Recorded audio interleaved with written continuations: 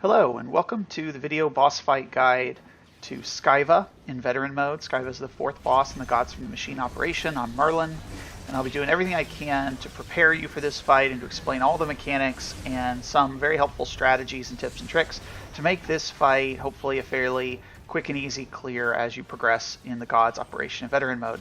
Scyva can be a tricky boss fight, as you may already know, mostly because in story mode you can skip most of its mechanics.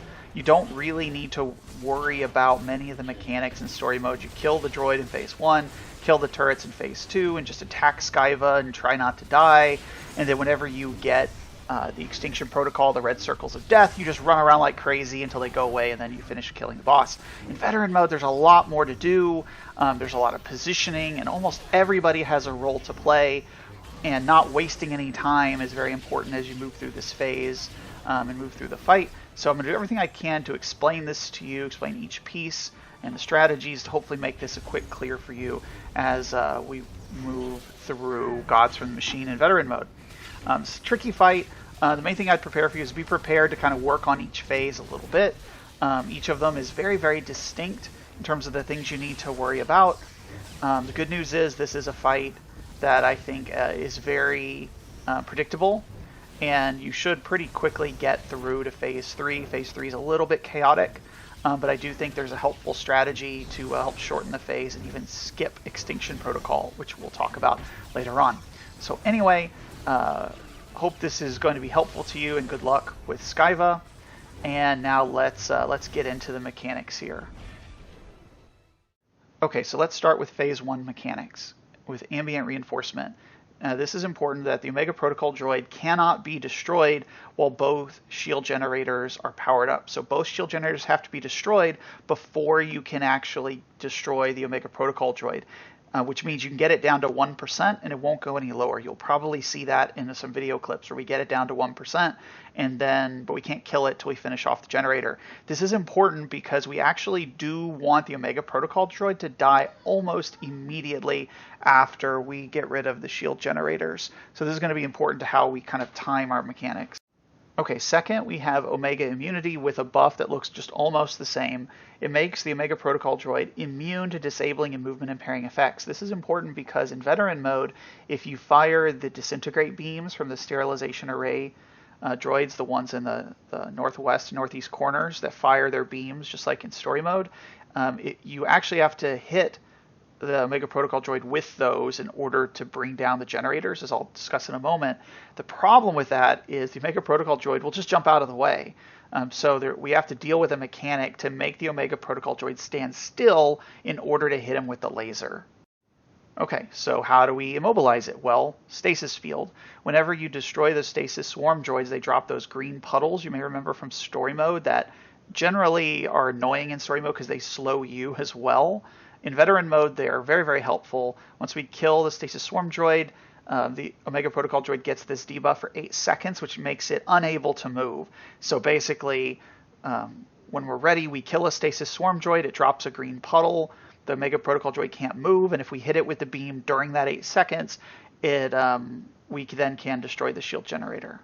Okay, last one of this kind of core 4 of what defines our main mechanic for phase 1, and that's the emergency deflection shield, which, as I said, so normally the droid will jump out of the way, but we can immobilize him with stasis field and then hit him with the disintegrate beam, and then this buff will cause it to split the disintegrate beam into a Y shape. So we actually have to be a little careful with how we aim the droid so that one of those 2 forks in the Y of the deflected beam hit the shield generator and it'll destroy it.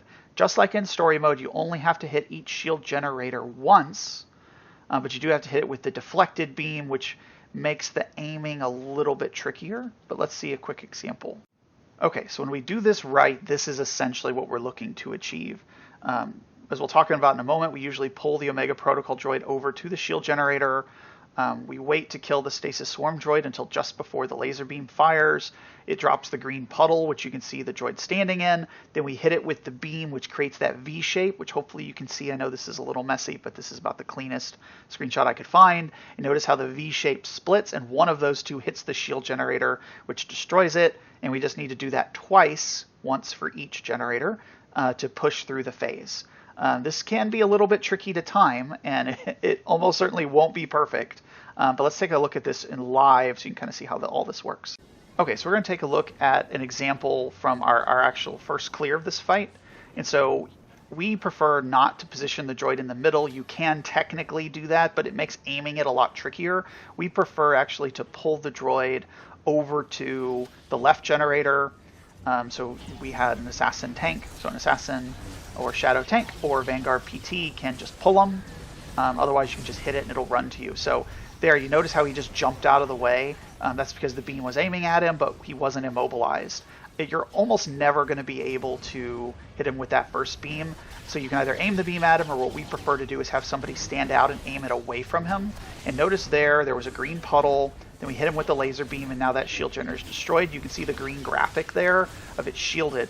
Now here's the tricky part. You can pull the boss directly over to the right. What we found was most effective is we'd either hold the boss on the left, or sometimes we just pull him to the middle in front of Scyva and hold it there so that we waited until we had the Omega Protocol droid really, really low to pull it over to the generator.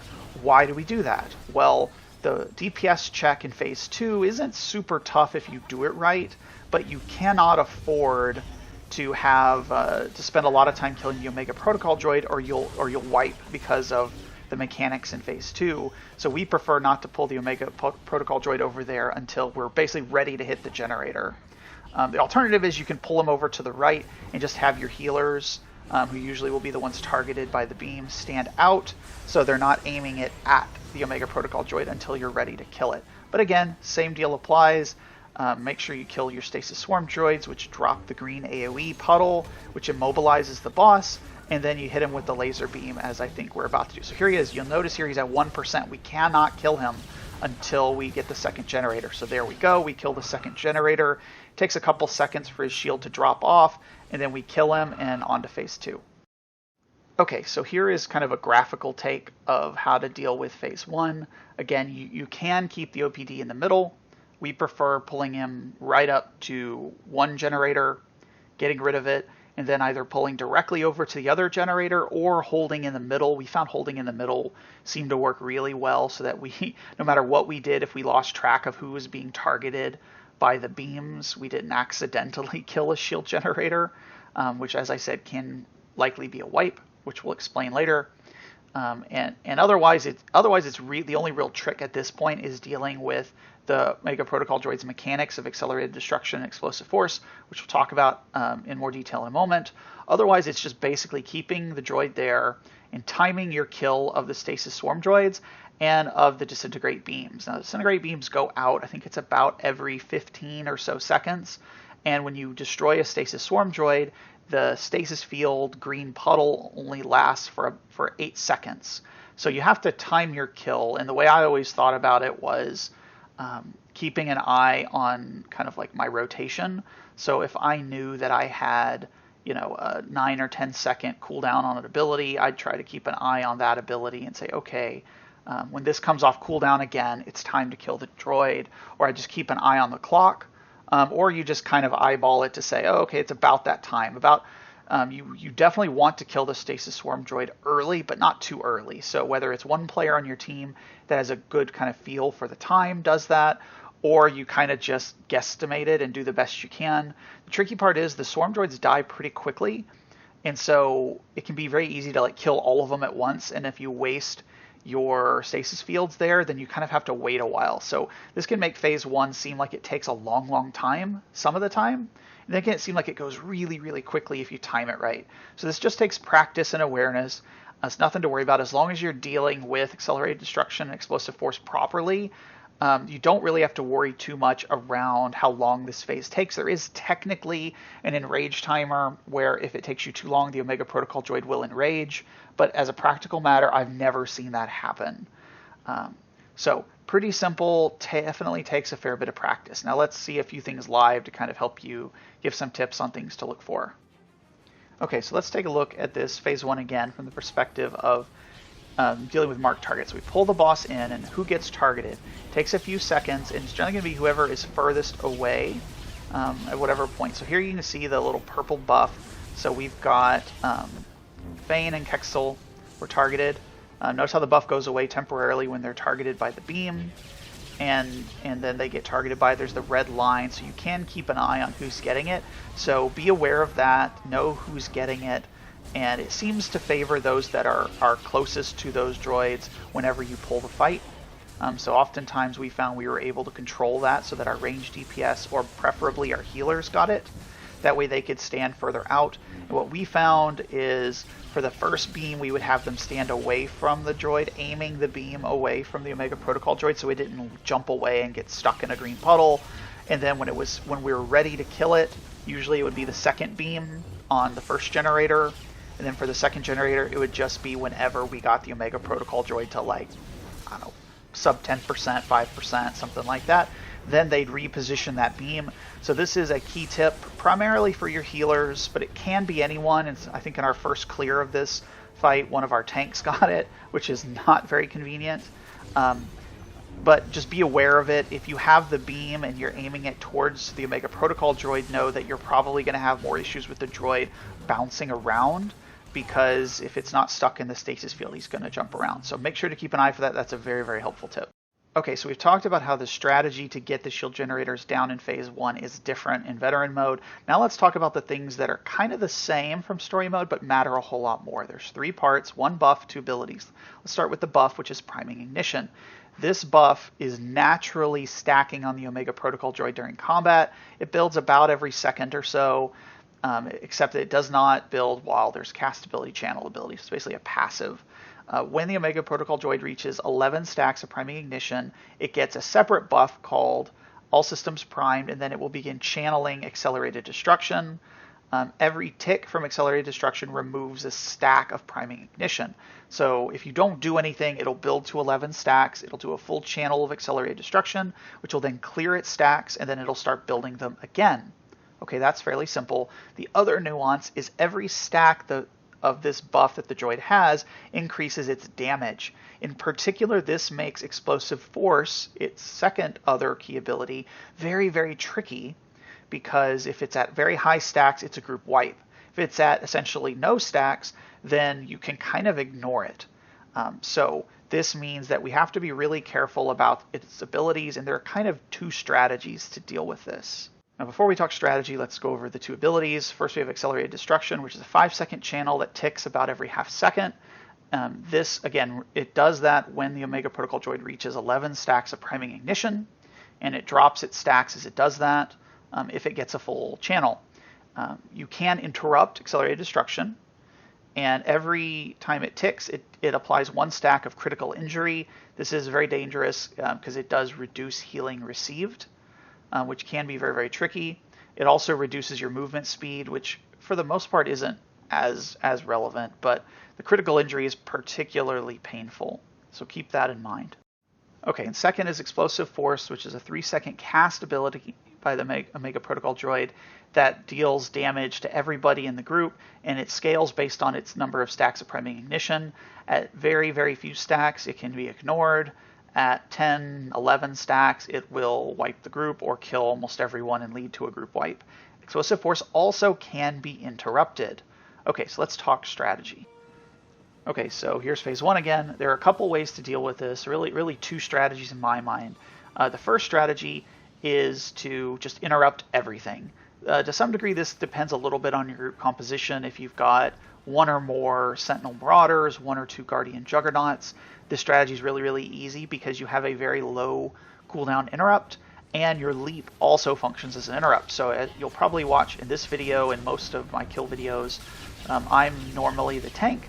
For this fight, I was actually DWT, full DPS, and so we had plenty of DPS because I'm an extra, and so being a Juggernaut, I would typically be primarily responsible for interrupt. So you see here I dance out a little bit in order to do my leap interrupt. Here I interrupted his teleport, coordinated strike, and that's our job, is to interrupt everything. You can see here on the Omega Protocol droid's buff bar, he's at 5 stacks of Priming Ignition, and so he's working his way up to 11. When he gets to 11, he's going to channel Accelerated Destruction, and he's otherwise just doing his Explosive Force cast. So basically our strat here is just interrupt everything. All you have to do is just call it out in voice chat who's going to interrupt or who's going to get the next interrupt. Usually works, say I've got next. is the way we usually do it, which makes it pretty simple. And we just interrupt everything, which means that we don't get very many, we don't get any explosive force cast, and when he does accelerated destruction, the tank only gets like 1 or 2 stacks of critical injury, so not a huge impact on the healing. And it's very, very simple and very easy as long as you've got good coordination. The second strategy would be to just let all the channels go, interrupt explosive force if it's really high, but otherwise just have the tank hit a really strong defensive cooldown for accelerated destruction, let the full channel go, which will reset its stacks, and then you won't get accelerated destruction anywhere near as often, because the thing is it only drops stacks whenever you let it channel. So if it only channels accelerated destruction for 1 or maybe 2 seconds, it's only going to drop 2 or 3 stacks of priming ignition, so it's just going to channel it again relatively soon, so you find you're having to like continually interrupt it, which can be a little challenging for some groups. Alternatively, you just do a tank swap, so one tank takes all those stacks of critical injury, so they're not getting a lot of healing, and then you swap with the other tank, and then they don't have the debuff, so they're fine. That is viable. We found just interrupting everything was not too difficult. Most group comps are not going to have an issue with that, and honestly, at this level of content, it may take a little practice to coordinate the callouts, but it should be doable. That's, that type of coordination is not going to be the most difficult part of this fight, so I kind of do recommend it quite a bit. But anyway, that's essentially it. Okay, so before we move on from phase 1, let's talk about how we can use the laser beam to shorten the phase. We want to get through this quickly.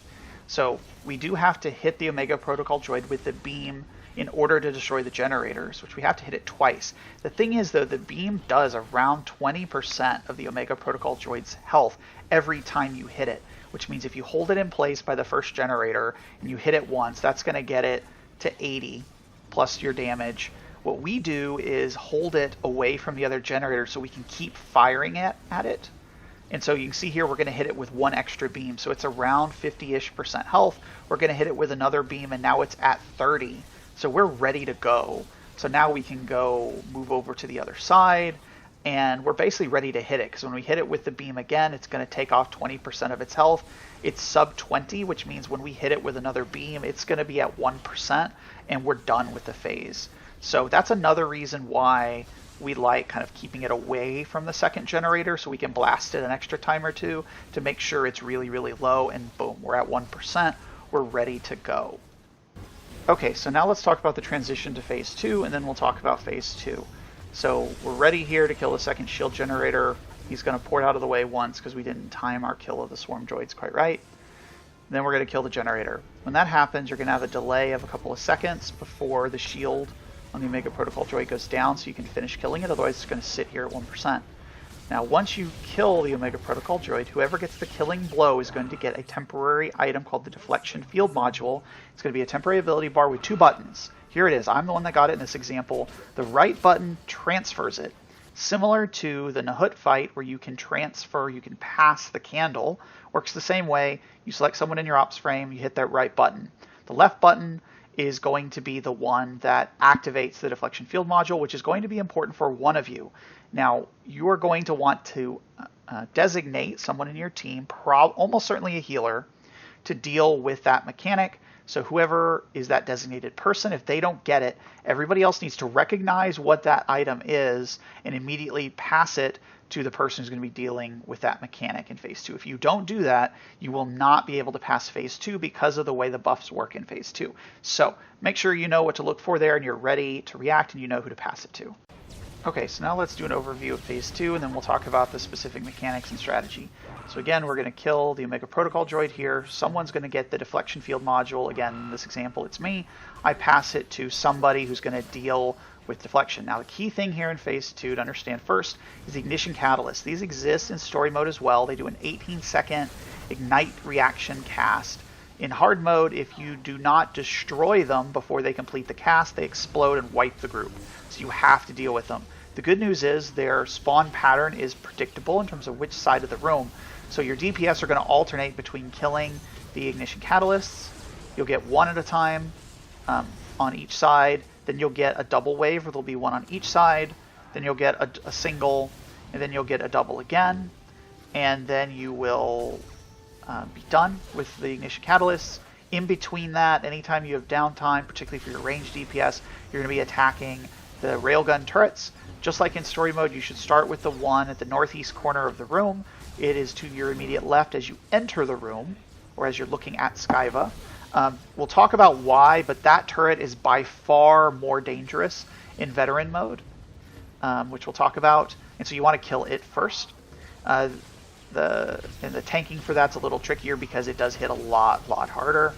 And the other thing that's different is you'll notice our healer, Kexel in this example, is standing in between the emergency purge, that orb in the middle, and the beam. If you're watching closely, you may have seen she was moving from side to side periodically because there's a blue beam from the east, a red beam from the west, and so she is moving around strategically to stand between the laser beam and the emergency purge. That has to do with how the buffs work. You may remember from story mode, you get either a blue buff or a red buff. If you look at this example here, I have 3 stacks of the blue and 3 stacks of the red, which is good. That's what we want. In story mode, you get those automatically. Whatever side of the room you're on, you get that buff. Right is blue, left is red, whenever the beam fires. In hard mode, it's a bit different, and you need the person with that deflection field module to shield those laser beams in order to give the team the buff. And, just as importantly, to deny the turrets the buff, because if the turrets get too many stacks of that buff, then you're not going to be able to survive. Okay, so that finishes phase 2. From an overview, let's talk about the specific mechanics. Okay, so here's a graphical overview, trying to put as much of this on one screen as possible. So some things are the same. We've got the 2 rail turrets. They attack with high velocity round. They have this precision buff, so they don't really follow the threat table normally. We've got the ignition catalyst. Now the purple dots here represent the potential spawn points. If you pay attention, there's a little kind of circular inlet in the ground, an indentation. That's where they pop up from. I don't think the exact positioning is fixed, although I haven't paid close enough attention, but the order is going to be fixed, where you'll get one on the east, one on the right, one on the left. You'll get a double. You'll have one on the left. You'll have a double again. Then you'll have one on the right, which the last one actually will despawn, and so you don't have to worry about it. And so your DPS are going to have to balance that. And so the way we did it, when there's just one at a time, you generally shouldn't have an issue with DPS killing it. The only time the single one is difficult is if the Omega Protocol droid isn't killed immediately upon moving to phase 2. Your DPS spends so much time trying to kill the Omega Protocol droid, they don't have time to kill the first bomb. That's why getting it really low when you transition to phase 2 is important. Apart from that, your DPS should be able to handle 1 bomb fine. The tricky part is when you have 2, because now you have to do double the damage, and you still only have 18 seconds, which isn't a ton of time. So make sure you divide your raid frame by who's going left, who's going right, who's going east, who's going west, and assign your DPS accordingly. For the most part, you can split by frames. You can move your melee DPS to the group that's staying right or that's staying east. That way they're closer to the railguns. They have better uptime, can be smart. That we didn't find mattered a whole lot. So you have to do that. The second thing is that you've got to deal with the deflection mechanic. Now this is going to be one player has to handle this. It's typically going to be a healer, because a ranged DPS probably could do it, but that kind of put a lot of pressure on them, because this phase isn't necessarily a DPS check, but the higher your DPS is, the more comfortable it's going to be. So having a healer do it makes more sense, because if you handle the mechanics properly with high DPS, the healing requirements aren't generally too terribly difficult. So what your healer's going to do is they're going to get that deflection field module we showed you. I've got the buff up there, the kind of like green shield around a person is the left ability on that ability bar. It activates a deflection field. It gives you an 8-second buff and it has a 5-second cooldown, which means you should be able to keep up that buff continuously, and you should, as long as you have that buff active. If you stand between either the blue purge beam emitter on the east side of the room or the red purge beam emitter on the west side of the room, if you stand between it and the purge with the buff, what will happen is you'll deflect the beam, and your team will get either the blue buff, anomalous entropy, or the red buff, unstable acceleration, depending on what side of the room you're on. Any beam that is not deflected that hits the emergency purge will buff the railguns. So the blue beam is the blue buff is better. It buffs your damage dealt. It also buffs your damage taken, buffs maximum health. It does slow down your cast time and gives you a small health every time you get a stack. Now, several of those buffs are per stack. Some are one time only. The red Unstable Acceleration has a somewhat shorter duration, reduces your healing received, reduces your cast time, so it speeds up your casting, increases your energy regen, reduces your shield chance. So the blue buff is the better one, but you want both. So let's take another look at this live. So here we are killing the Omega Protocol droid. Now, one thing to keep in mind here as we move throughout this phase as examples, keep an eye on my buff bar and see how we get, and also watch the player with SWTOR. That's our healer who's going to be deflecting it. So she's going to start blue. It's tricky to get the first cast. Ideally, what you want to have them do is stack on the right and take 3 consecutive blue beams, which will give your team 3 blue stacks. You can see there I already have a stack of Anomalous Entropy, the blue buff. That's the more important one. And more importantly, we want to keep the blue railgun from getting buffed too much, because it gets the buff as well. It's a slightly different buff, but it does increase its damage. And the blue turret, if it gets 3 or 4 stacks of blue, will just nuke the tank. You'll run out of defensives, and so it just hurts really, really bad.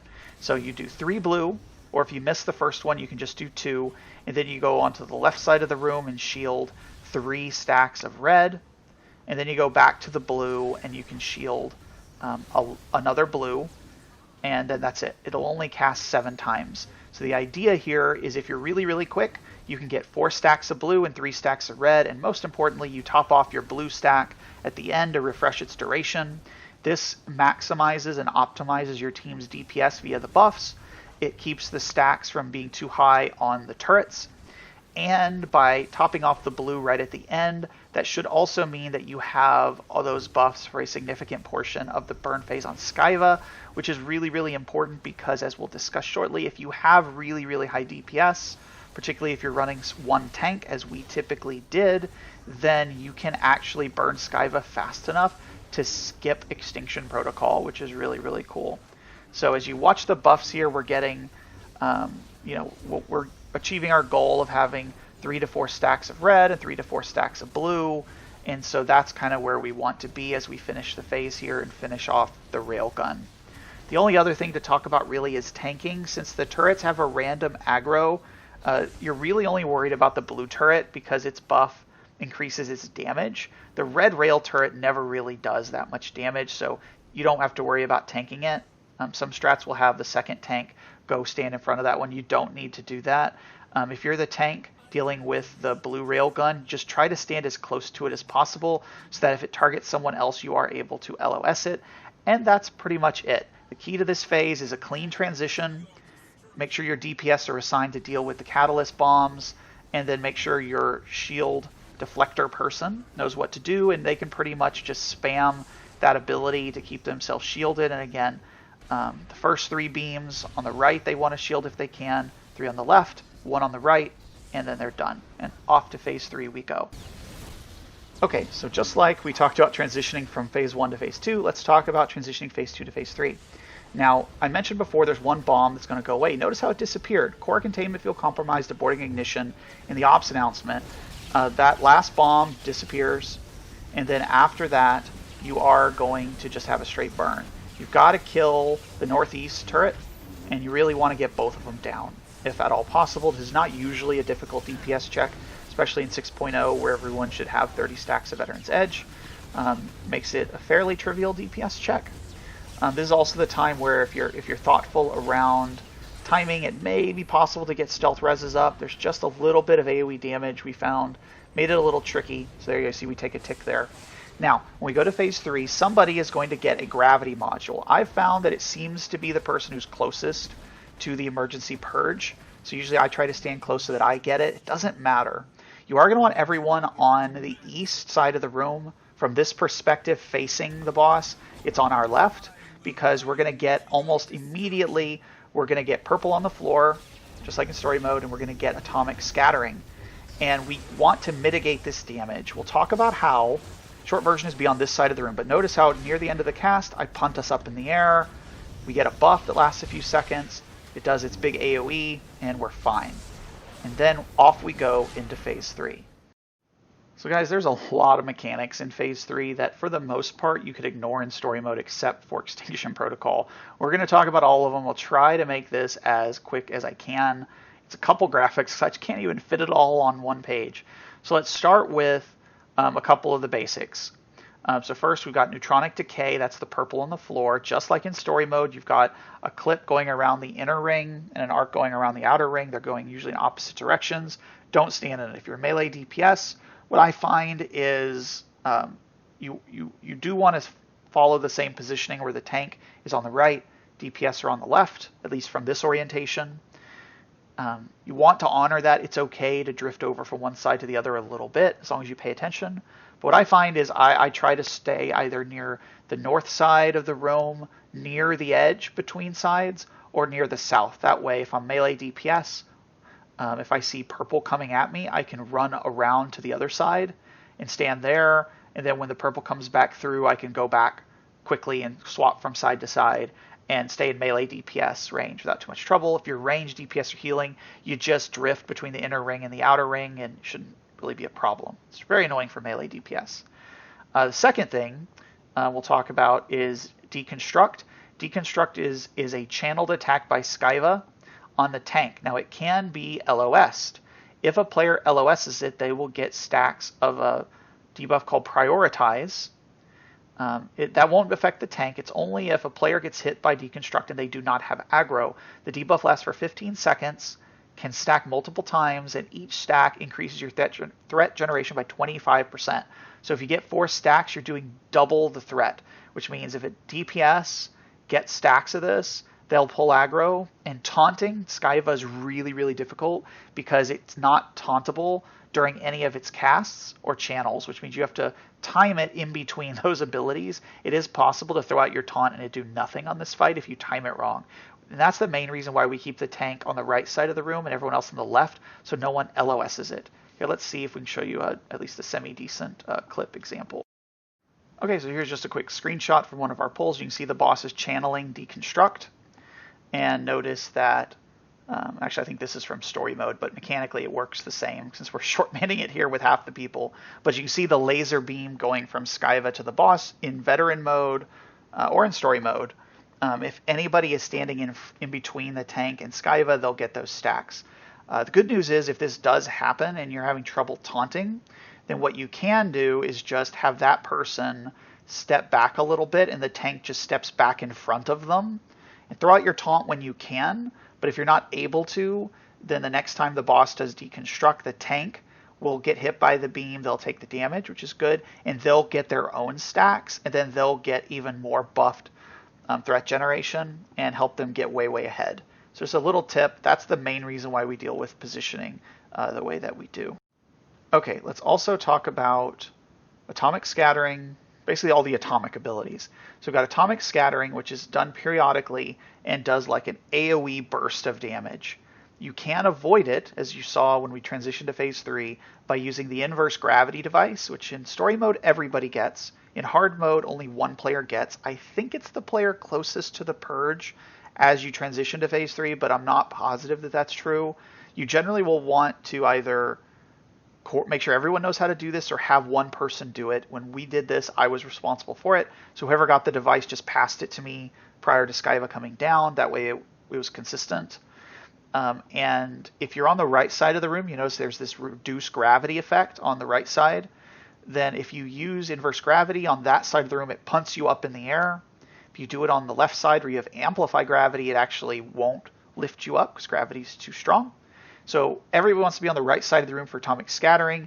The person hits the gravity device, punch you up in the air. You don't have to be in the air when it happens. You basically get a buff that lasts, I think, about 5 or 6 seconds. So as long as you use it within about the last 2 seconds or so of the atomic scattering cast, it seems to consistently let the group avoid damage. Again, you have to be on the low gravity side. That's the east side, the right side, the tank's side for that to work. The other thing that happens is atomic scattering triggers a swap between atomic excitation, which is the first one that you get after the first atomic scattering, where Scyva puts a big bluish ring around that inner area. And then the next atomic scattering will alternate to atomic compression, which pulls that energy inward and creates a shield around Scyva that will reflect around a third of the damage that you deal. Key thing to note is the big ring. If you pass through it, it deals crazy high damage. Like, it will kill you in like 2 ticks. Like, once, if you run through it slowly, it will kill you. If you use a dash ability, you'll take some damage but might survive. And then whenever you have the shield around the boss, you're going to be taking some extra damage. So it's a good time if you have like low cooldown defensives, or for healers, that's when you're going to be doing more healing. Let's take a look at this live to hopefully make this make a bit more sense. Okay, here we go, going into phase 3 again. One player is going to get the gravity device. It's important to note the purple on the floor is always at the same spot. So this was occasionally a thing for us, is like you can know where it's going to be, so know where to start. So I usually knew that staying on this side was going to be safer, whereas standing where most of the rest of the group is usually going to be purple. So watch your step. You are going to get an atomic scattering within the first 4 or 5 seconds of that spawning. And so you can be on the lookout for it. So there's the cast. Everyone's on this side of the room. And then I'm going to hit punt right about now. We go up in the air and we avoid damage. And now off we go. Now notice how now we have the big ring around the room, the atomic excitation. So if you pass through that ring of energy, it will not one-shot you, but it will deal very, very, very high damage. And so teleports or leaps are the only way, and ideally just stay away from it.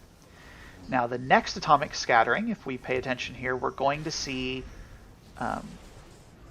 that's Upheaval, which we'll talk about. The next atomic scattering, we're going to see that energy compress inwards and form a shield around Scyva that will reflect some damage, but we don't have the Ring of Death, which means if we need to move away from the boss a little bit, we can actually do so safely. There's a bunch of other mechanics. You can see we still have purple on the floor to dodge. We've got Radiance, similar to story mode. That mechanic actually works the same as story mode, which is nice. We've also got Upheaval. We've got Ignite Core, which functions effectively the same as in story mode, just have to break the channel. Here's atomic scattering again. So I punt a couple of us. Notice how the energy gets sucked inward, and now we've got this blue ring shield around the boss. Now it's going to be doing reflect damage, so now the group is going to be taking a lot of damage. So if you have self-heals, we do lose 1 here in this particular kill. You're going to take a lot more damage here, so if you're a healer, it's good to be aware of that, so you know prior to that the damage should be a lot lower. Once you get into the atomic compression phase, your group's going to be taking, especially your DPS, you're going to be taking a lot more damage. So watching your step with the purple on the ground is also important. Watching the purple orbs is also very, very important, because those deal damage to anyone in melee range. So a lot of this fight, if you have really high DPS, really helps, but especially during this atomic compression phase, you got to watch your damage, because everyone's taking a fair bit of extra damage from that reflect. So here we get another atomic scattering. I'm able to punt 1 person, so almost all of us take damage. Notice how that's a lot of damage. We do, though, see that atomic compression swap out to atomic excitation, so we've got the Ring of Death we have to watch out for, and then we get Extinction Protocol, which we're all used to from story mode, and we get atomic scattering again, able to punt like 1 person. So we don't do that in this particular kill. We didn't do that especially well. Our healers are just champs hanging on in there, and we do ultimately get the kill. But you see how this ring works between every atomic scattering. You go from you alternate between the reflect shield and the Ring of Death. So there it gets sucked back in, and now we have the reflect shield. So be aware of that. It is important. So we get another Extinction Protocol. We are going to hang on here and get the kill. It's very difficult to do all these mechanics perfectly, because you have, for various reasons, people swapping between sides of the room, while you're also avoiding purple orbs of death, avoiding purple on the floor. There's the conal. There's just so much going on. Your first kills are going to be messy. This was one of our earlier kills, so I die as well, but we do just barely hang on. So that's that part. Let's talk about a couple more mechanics, and then let's talk about Extinction Protocol.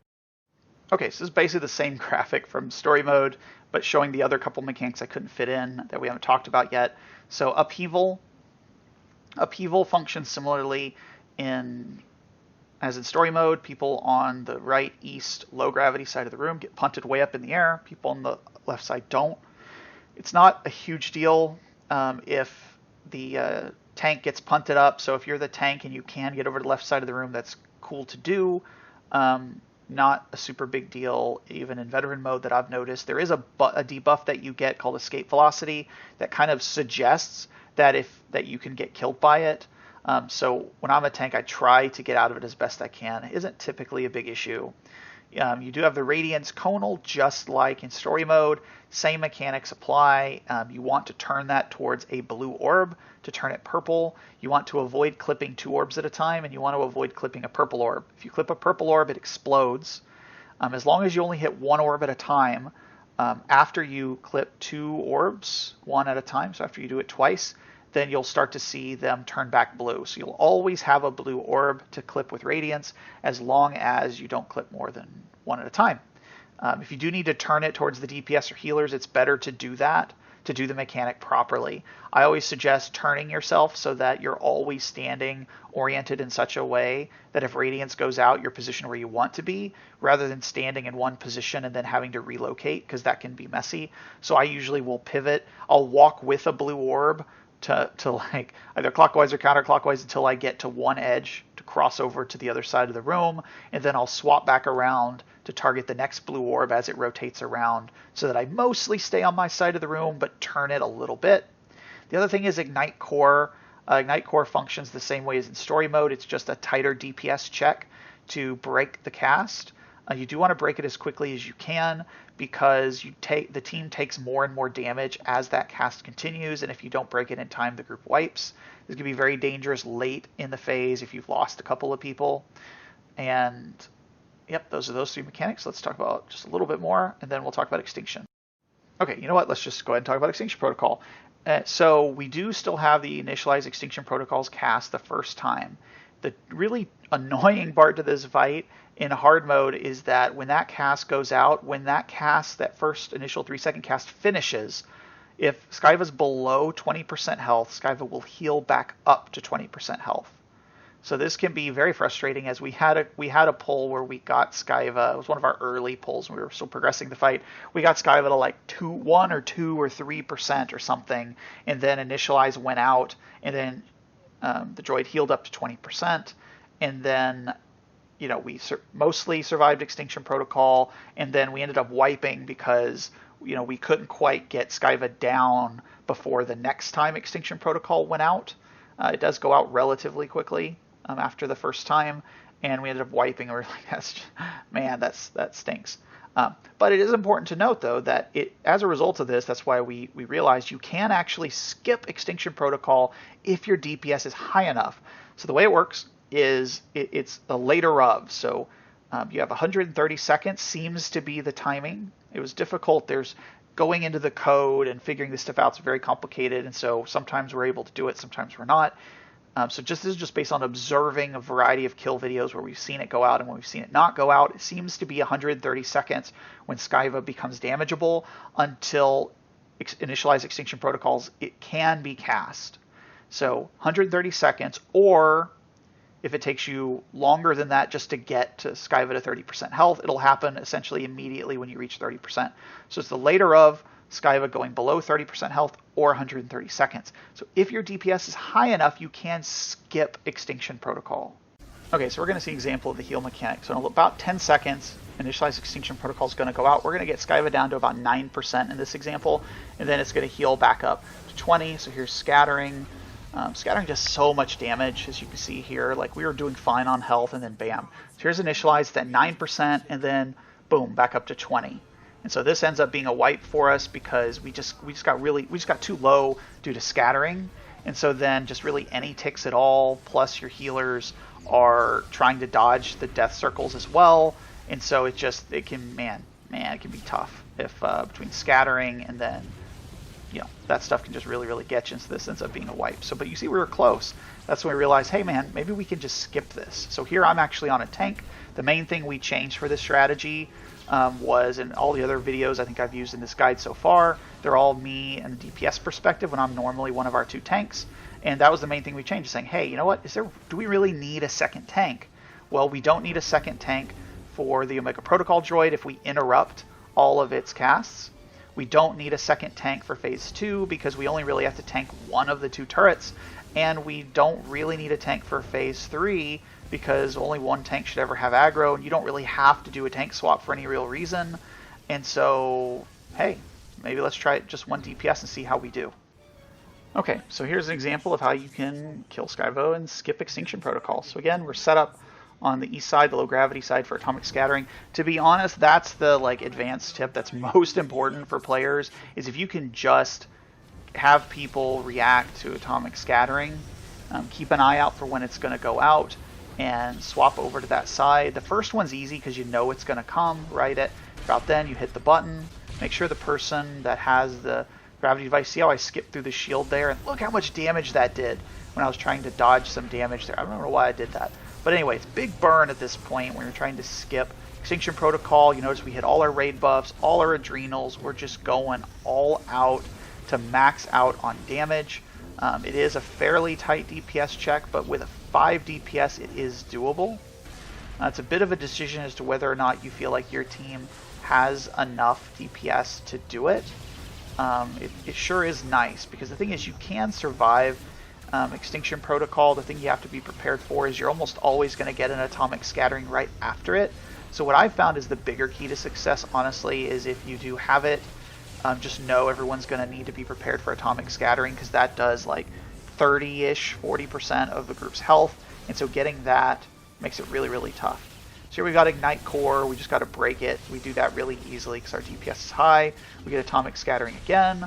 Even just half the group doing it really helps. So there, about half the group gets punted, so only half the group takes atomic scattering. Not too bad to heal through. It's when the whole group takes a third of their health is really, really tough. So we're getting close here. We're into the teens. When we're calling this out, we're just waiting to see if we get atomic scattering, and we do get it down. So it is possible. May or may not be achievable for specific groups depending upon your composition and your DPS levels. But if you're really, really stuck, that certainly is an option. You definitely can solo tank this, and there you go. So it is definitely doable. Okay, everyone, that essentially finishes the video guide. I hope this is helpful. It's a fairly dynamic fight. I think it's interesting. Again, the keys are, make sure you've got your strategy down for phase 1, how you're going to deal with the shield generators and coordinate the interrupts and kills of the swarm droids to stick that droid in place. Make sure for phase 2 you've got your team divided up to deal with rail turrets and who's going to do the deflection. And in phase 3, just make sure everyone knows who's going to deal with the gravity, where people are going to stand, and just pay attention to mechanics, and you guys will get this down no problem. Best of luck to you. Thanks for watching, and good luck in Veteran, Gods from the Machine, and in all your other gaming content in SWTOR. Thanks. Bye.